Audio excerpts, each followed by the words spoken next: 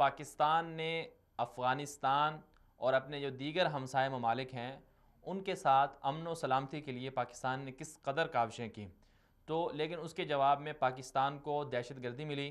ابھی آپ دیکھیں، آپ اندازہ لگائیں کہ پاکستان کے جو تین جو ہمسائے ملک ہیں بڑے، جن میں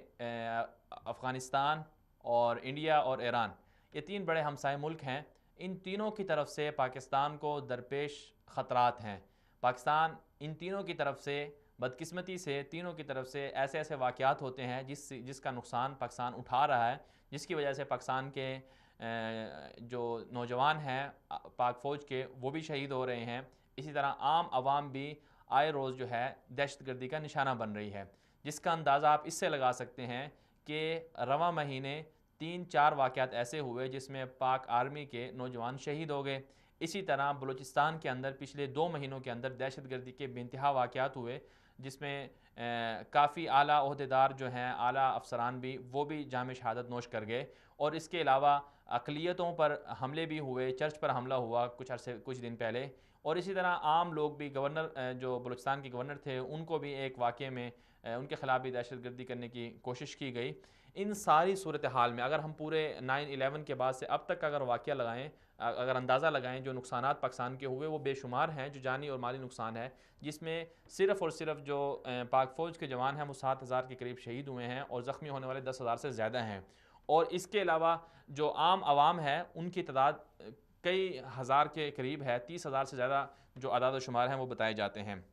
اور جو رواں ماہ ہے، رواں سال جو ہے، چونکہ دسمبر کا اینڈ ہے، اس سال بھی تقریباً 180 سے زیادہ جو ہے نوجوان پاک فوج کے وہ شہید ہوئے ہیں، اور جو عام عوام ہیں اس سے زیادہ ہوئی ہے۔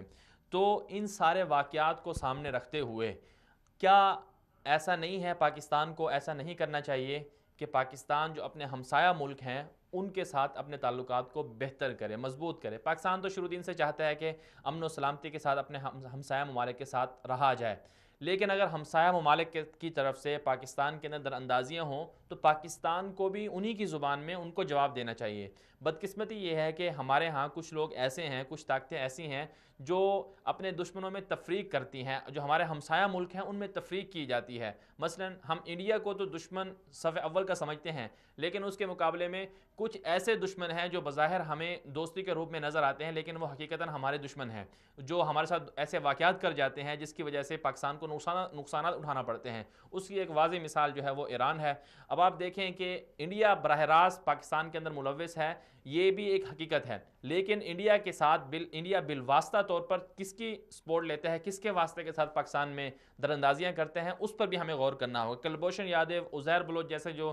دہشت گرد ہیں وہ کہاں سے پکڑے گئے ہیں، وہ کس کی مدد سے پکڑے گئے ہیں، کس علاقے سے، کس ملک سے آئے ہیں، ان سب چیزوں پر پاکستان کو غور کرنا ہوگا۔ اور سب سے بڑی بات یہ ہے کہ جو عام عوام ہے، ابھی ایک اچھی پیش رفت ہوئی پاکستان کے اندر کہ پاکستان کے جو حفاظتی اور جو انتظامی اور عسکری ادارے ہیں وہ، اور جو سول ادارے ہیں اور جمہوری ادارے ہیں، وہ سب مل بیٹھ کر ایک ہو گئے ہیں اور مل کر جو ہے دہشت گردوں کے خلاف لڑ رہے ہیں۔ اور اس کے لیے جو ہماری پاک فوج ہے اس کی طرف سے بھی یہ کہا جا رہا ہے کہ جو ہمارے عوام ہے وہ بھی دہشت گردوں کے خلاف ہمارے اداروں کا ساتھ دیں۔ بالکل یہ سب چیزیں سامنے ہو رہی ہیں۔ تو اس لیے ہمیں پہلا تو جو ہمارا جو دہشت گردی کو ختم کرنے کا جو بنیادی طور پر ہمارا جو پہلا نقطہ بنتا ہے وہ یہ ہے کہ ہم اپنے دشمنوں میں تفریق نہ کریں۔ جو دشمن ہے اس دشمن کو دشمن کی زبان میں ہی سمجھایا جائے، چاہے وہ دشمن ایران ہو، چاہے وہ دشمن افغانستان ہو، چاہے وہ انڈیا ہو،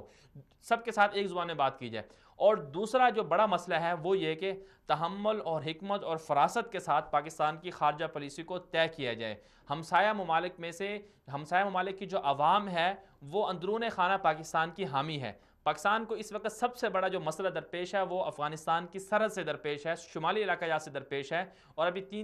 پچھلے کل بھی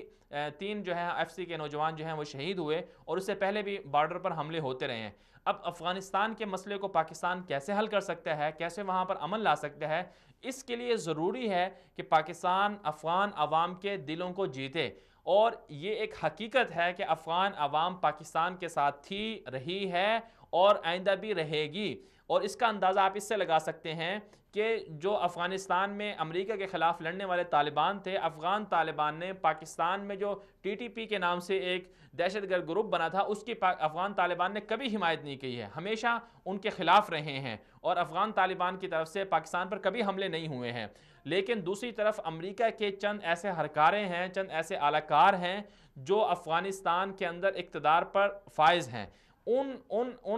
اہلکاروں کو، ان اہلکاروں کو، ان اعلی کاروں کو پاکستان کو سمجھانا ہوگا، ان سے بات کرنی ہوگی۔ اگر ان سے بات وہ نہیں مانتے ہیں تو جو وہاں کے عوام ہے افغانستان کی، ان کو سپورٹ کرنا ہوگا تاکہ وہ آگے جائیں اور اپنے حکمرانوں سے باز پرس کر سکیں۔ اس وقت انڈیا اور ایران افغانستان میں پوری طرح سے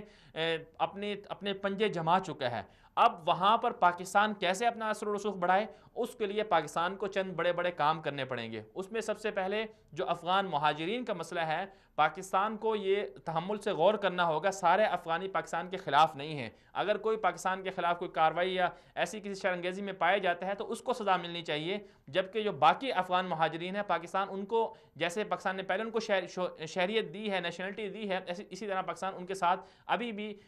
دیگر پاکستانیوں کی طرح سلوک کرے، اور ان کو اپنی جو قومی ترقی کے جو راستے ہیں، جو پروجیکٹس ہیں، ان میں شامل کرے اور ان کو سر فہرست رکھے کہ وہ بھی پاکستانی ہیں، بجائے واپس بھیجنے کے کہ وہ پاکستان کے اگینسٹ جائیں یا انڈیا ان کو ہائی جیک کر لے۔ پاکستان کو چاہیے کہ ان کو اپنا خیر خواہ بنائے۔ اسی طرح دوسرا سب سے بڑا مسئلہ یہ ہے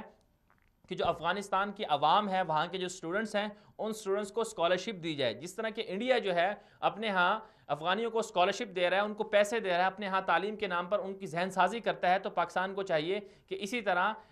جو افغانستان کے طلباء ہیں، تعلیمی ادارے ہیں، ان کے ساتھ تعلقات بڑھائے اور وہاں کے اسٹوڈنٹس کو پاکستان میں پڑھنے کے لیے موقع فراہم کرے۔ اسی طرح علاج معالجے کی جو سہولت ہے، اس کے لیے بھی پاکستان کو چاہیے کہ وہ افغانستان سے تعلقات کو اچھے کریں تاکہ وہ افغانی عوام پاکستان کے اندر علاج معالجے کی سہولت حاصل کر سکیں، اور پھر پاکستان کے بارے میں ان کے جو جذبات ہیں وہ اچھے سے اچھے ہوں۔ اس وقت آپ دیکھیں، اندازہ لگائیں کہ علاج کے لیے، پڑھنے کے لیے اور فوجی تربیت حاصل کرنے کے لیے جو افغانستان ہے، اس کا سارا دار و مدار انڈیا کی طرف جھک گیا ہے۔ ابھی کچھ دن پہلے خبریں آئی کہ افغانستان کی جو